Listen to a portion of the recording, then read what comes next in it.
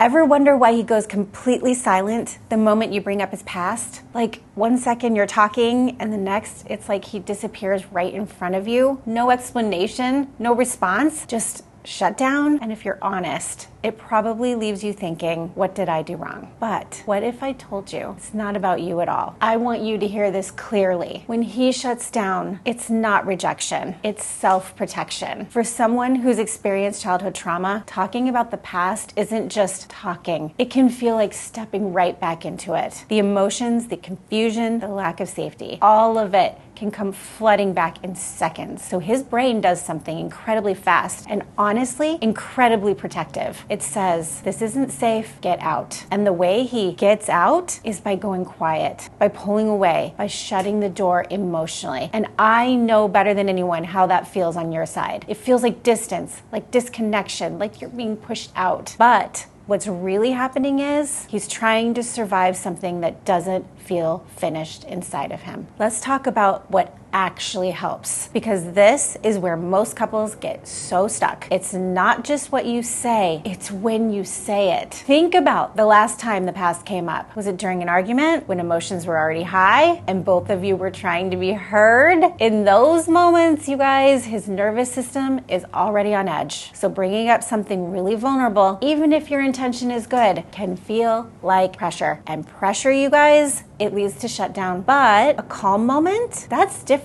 A moment where there's no conflict, no urgency, no need to defend and explain, that is where safety begins. So instead of saying, why won't you talk about this? You might say, hey, I've been thinking about you and I just want you to know I'm here whenever you feel ready. No pressure, no fixing, just presence. And that shift, it can change everything. And this brings me to something I get asked all the time. What if he denies the trauma? What if he refuses to begin the recovery process? And I want to answer that really honestly, because this part is hard. There is often a deep, overwhelming sense of shame for men who have experienced childhood trauma. That shame says, don't talk about it, bury it, take it to the grave, because putting words to it makes it feel real, and that can feel unbearable. So sometimes that denial, it isn't ignorance, it's protection. And here's the part that's really, really difficult to accept. You cannot force someone to acknowledge their past before they are ready. You just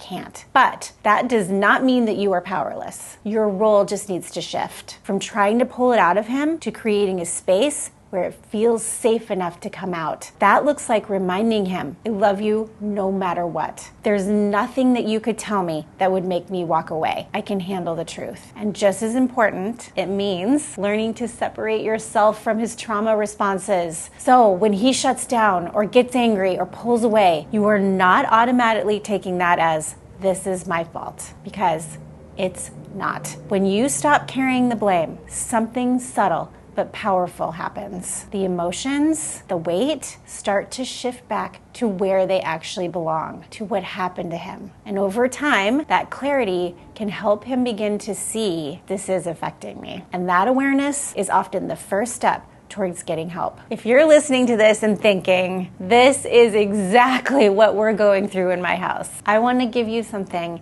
that will really, really help. I created something called the Relationship Pattern Assessment, and it's designed to help you understand what's actually happening underneath your conflicts. Because most of the time, it's not about the surface issue, it's about patterns, triggers, and unmet emotional needs. This assessment will help you start connecting those dots so you can start responding with clarity instead of confusion.